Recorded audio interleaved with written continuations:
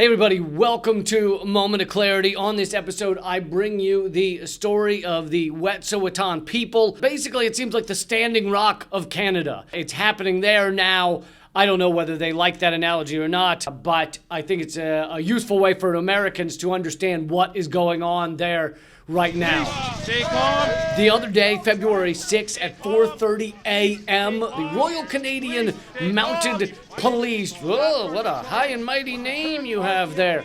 The Royal Canadian Mounted Police went into Wet'suwet'en land, unceded territory, and arrested 6 unarmed people. The cops, the mounted cops, came in with dogs and militarized gear in order to facilitate the construction of Transcanada's coastal gas link pipeline. As you recall, with Standing Rock, also dogs were brought in by mercenary troops. I believe they were called Tiger Swan or some other stupid ass name where you have like a bird and a bear and something. I don't know why.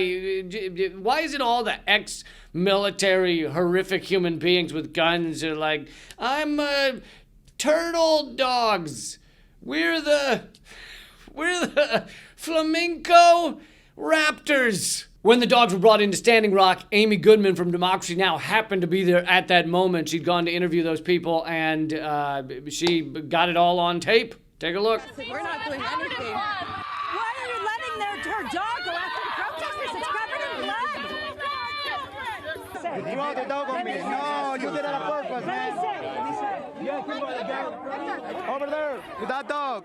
I was like walking, throw the dog on me straight, even without any warning, you know? Yeah, the dog did it, you know? Look at this. Yeah. So now this is being done in Canada, yet again, going after Indigenous people, yet again, in order to allow a pipeline, yet again, in order to destroy our land, destroy our water, destroy, and by our, I mean the people of the world, all right? It doesn't matter whether you're the CEO of a pipeline or the worker at a store, or you're tending to the land or you're not. You're still destroying the water and the land and the air.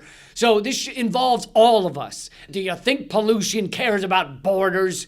Do you think turning our water toxic, it matters whether it happens in Canada or it happens in the U.S.? It all trickles down. We're all downstream from the shitstorm. As with the Standing Rock Sioux, the Indigenous are the front lines of this fight. They are there, they're on the land, and the governments, the oil companies, they realized the easiest people to abuse and to tear through their land is the Indigenous, because we've never respected their rights. We've never given a shit about them. They don't have much political power in our little government. So therefore, easiest people to tear through their land and abuse. Supporters of the Wet'suwet'en have blocked a highway and a port in British Columbia, also a train track in Ontario. So there's solidarity shown around Canada. The protest camp began in December 2018 after the Supreme Court in British Columbia decided to allow the authorities to tear through that land. They allowed the mounted police to cut a path through the Wet'suwet'en access point. That was despite the fact that the Supreme Court in Canada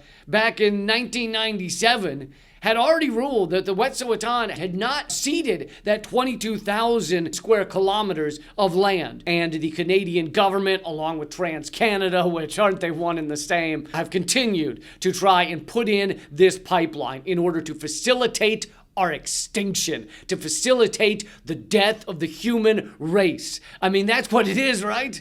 If you put in this infrastructure, what do you think they want to get back when they spend billions of dollars to put in pipelines that go over thousands of kilometers? They want to get their money back. This is a profit game. So they're not going to stop burning fossil fuels next year if they've spent the money to put in these drills or these derricks or these pipelines. They're going to want to get their money back by burning those fossil fuels. So you put in the infrastructure, you burn the fuels, and we're all fucked. Naomi Klein and her book, This Changes Everything, detailed how this fight includes all of us. It starts often with the indigenous on the front lines, but it's all of us. She argues that the indigenous land protectors and water protectors are providing an example, a model to follow for environmentalists on how to block these pipelines. She says indigenous land and treaty rights have proved a major barrier for the extractive industries in many of the key blockadia struggles.